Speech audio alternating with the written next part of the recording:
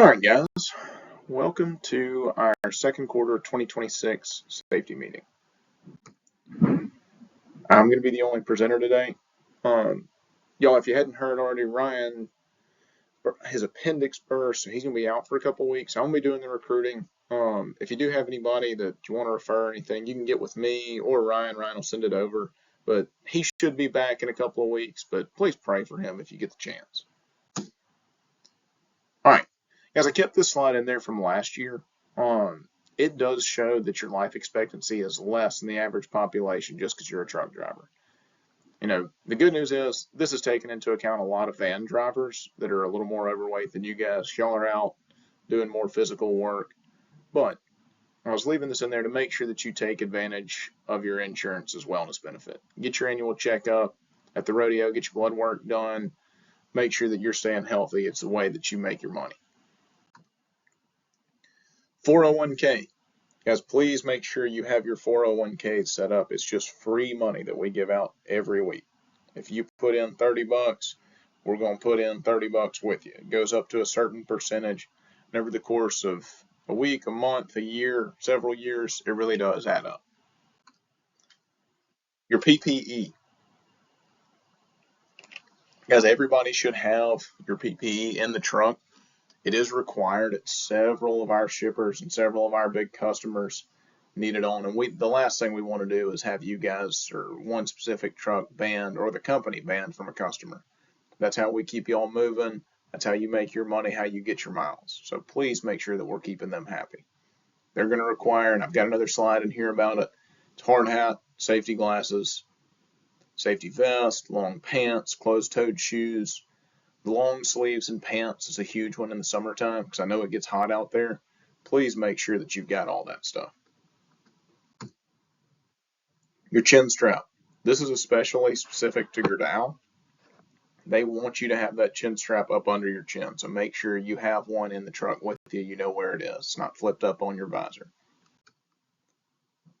What to do when you get an inspection. As when you get an inspection, please make sure you turn it in that day. Like after you get it, you can go ahead and send it through on the app, or you can transflow it whenever you get to the truck stop. But we need to know about it so we can get your truck taken care of, your logs taken care of, whatever. Plus, if it's a good one, we're going to pay you for it. Gerdau, that's just another list of all the stuff that you specifically need for Gerdau. All right, your bills of lading. Guys, please make sure you get good signatures.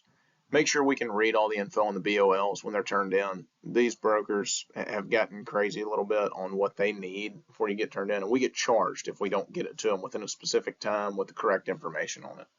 So please make sure you've got that bill of lading taken care of correctly the first time. Another thing, please count the pieces on your truck. Make sure it matches what's on the BOL. If not, please call while you are still there at the shipper getting loaded. I put in here, great job, James. James Harper called us this week and said they were putting 40-foot material on his trailer instead of the 60-foot. We called up there, got it taken care of within 15 minutes. So that could have been a huge deal if we made it all the way down to Texas from Arkansas and then had to turn around because we didn't get the right stuff on there. So great job, James. Thank you so much. Some BOLs are double-sided, so please make sure you're scanning both sides. Joe and Sandy were telling me that Nucor has gone to that a lot. We need every page that Nucor gives us. So if they've got 3 pages and the info that you're concerned with is just on that first page, we still need all 3 pages. Vacation time. Who to tell when you need to be off? That would be your fleet manager. It's not Carter. It's not Penn. It's not Ryan, not Brandy. It needs to be either Joe or Sandy. They're the ones that schedule whenever your truck needs to be in.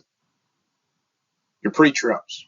As the temperature is changing, please make sure you're bumping your tires. We want you to check everything on your pre-trip, but this time of year is especially hard on those tires when it goes from a little bit cooler to hot, and we blow a bunch of them. I looked at it right before this year, or right before I started recording this, because I wanted to make sure you guys were aware. From January 1st to today is April 23rd. We have spent $146,000 on tires.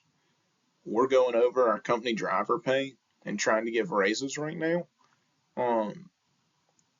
If we can get that cost down, we're giving that back to you.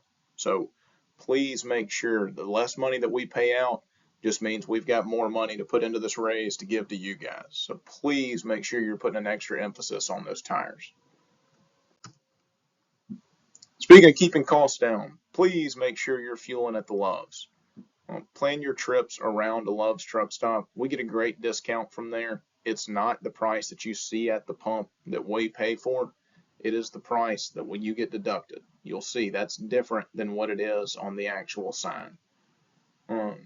Please remember to notate your fuel stops on your ELD as well as fueling. That's just a real easy way for a DOT officer to give you a bad inspection. Defensive driving. Guys, we're getting into the summertime. There's storms. There's a lot more people headed south, going to the beach, on vacation for the weekend. So just make sure you guys are kind of aware that Thursdays and Fridays, we do a ton of work down on the coast. Make sure you know there's going to be an increased amount of cars around you. If we can just make it through till about August without any accidents, we'll be golden. There won't be nearly as many people on the road. Distracted driving. As talking on the phone, cars that are passing, movement of your hands, whether you're, Mike Yonka from Century who comes down, and he'll come to our rodeo most of the time. But he was talking about, he did a great class on it with, honestly, just our safety department. And he was telling us that, he used to drive, he drove for 30 years, and he'd be talking with his headset on. He always have a sandwich with a cooler. And so when it got about lunchtime, he got hungry and he'd reach down and grab a sandwich. And, he didn't think about it until he got into the safety world. But, that second that you're reaching down, looking for that sandwich or feeling in your cooler without taking your eyes off the road, your reaction time just isn't as good. Please make sure we're limiting all distractions that we possibly can. Accidents. I left this slide in from last year as well. It's like 65% of our accidents come from lane changes. And 95% of those lane change accidents come from a driver being in the left-hand lane and they need to get back over to the right to let people pass. And then somebody gets in their blind spot and they hit them from the side. You cannot see a car that's over there by your hood if you are in the left-hand lane. Please make sure you're staying in the right-hand lane if at all possible. As you'll see that graphic down there, the jug handle versus a button hook turn, limit the amount of times that you have to swing out. I do understand sometimes if you're going to a job site, it's a 2-lane road, you may have to just to make that turn. But if at all possible, the correct version of that turn is that button hook. That's that graphic that you see down at the bottom. Claims.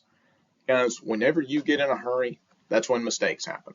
So I know it's a real little thing, but our goal, you can see there, you can get out and look. If you're backing up, don't wing it if you can't see. Don't trust 100% what the guy on the forklift is saying. Get out, take a look, make sure you're aware of your surroundings, get you in and out quicker just doing that as opposed to having to rush through it. And then if you hit something, you're going to be stuck there for a couple hours. As cameras are everywhere, this is mainly just making sure you guys know if you're speeding in and around a customer or blowing through stop signs or the railroad tracks down at SSAB is a big one. Guys, they know. They will email us and say, hey, this guy in this truck is not allowed back down here. That takes money out of your pocket whenever you get banned from a good customer. We just can't send you places, and so it's shorter runs or you may have to wait on one, stuff like that. Just please make sure you're following the rules wherever we go. Personal conveyance. As we hit on this every safety meeting, but just a good one to remember, if you don't know exactly what you're doing, you can't get a hold of me, you can't get a hold of the safety department, if you will put a notation in there, that gives you a lot of leeway. It lets us know what you're doing. A great example, it's like on this next slide, we had a driver that put in there, just the TA staff had asked him to move. They thought he was blocking the fuel island in the middle of the night. So he PC'd to another truck stop or another parking spot at the same truck stop. That is a great use of those notations in there. That lets the safety department know, lets a DOT officer know exactly what you were doing whenever you were moving. DOT, do you know how to send your logs to a DOT officer? Yes, you can send them through email. There's an option in your actual logbook on the Omnitrax device. If you don't know how to do that, please call me, text me, and I'm gonna send you a video that'll take 30 seconds how to watch, and that way you'll know if you do get stopped and you're not scrambling, and we'll kind of avoid one of those bad inspections that you really shouldn't have got. Your idle time. As it's about to get hot, make sure your AC, your Arctic Breeze are working beforehand. We want to make sure you guys are comfortable out on the road, but when you idle your truck overnight, for one thing, it's horrible on that engine, but we spend about $3,400 per week on idle fuel. If you do $3,400 a week, just kind of the same thing like I was talking about at tires. Look, I would much rather pay you guys that $3,400 than spend it on just fuel that we're burning at night. If you did 3,400 times 52 weeks, that's $176,000 per year that we're spending on idle fuel. It's probably a little more than that now that fuel's up so much. As I put this picture in there, this is why we sweep off the rocks off our trailer. So when we get that stone out of Oklahoma and Arkansas and sometimes Texas, Tennessee, as whenever you deliver, a lot of the times there's those rocks that are just sitting on your trailer. Even if you're just driving from Brandon over back to the yard, please make sure you get up there and kick those rocks off the truck. It'll avoid a lot of phone calls from me to you, from some woman who got a crack in her windshield that wants to make sure that we pay for it. So it's another one of those things that just lets us keep our expenses down and make sure we can give that back to y'all. As this is a great suggestion from one of our mechanics. Please make sure that you don't keep the winches on top of the tires. It will sink down and eat up that tire so quick. While I'm on that subject, our safety word, our code for this safety meeting is going to be winches. It's WINCHES. So send that in to the safety department, send it in to me, or you can text Penn, and we'll mark your name off the list that you've watched it. You don't have to come in and watch it in the safety department. But that's a big thing for us, guys. Anything that we can avoid to eat up those tires is a great, great point for us. You can see our CSA scores. Guys, our unsafe driving from last year at this time is down a little bit. The crash indicator is up significantly. We've had 3 accidents since January that were not our fault, that we're working to get off that. So hopefully by the next safety meeting, that number will be down a good bit. The 2 numbers that concern me is your hours of service and your vehicle maintenance. The reason those concern me is because 90% of those violations are stuff that we should have caught, we should get taken care of, and should have never happened. You guys know the rules on your hours of service. Put your notes in. Don't run over your time. Don't PC like crazy trying to get away with something that you know you shouldn't be doing. On your vehicle maintenance, you've got to do a pre-trip every single day. Bump your tires in the morning. Check your lights. Check to make sure you don't have oil leaking down on the bottom of the road. Please get out in the morning and do your pre-trips. That's the number one thing on these things is tires and lights. It's crazy. Stuff that you should catch in the morning. Please get out and take a look. Guys, mark your calendars for our next safety meeting. It'll be the beginning of July. It'll be right after you get your bonus checks at the last pay period in June. All right. Thank you guys so much for viewing. Like I said, the code word is winches.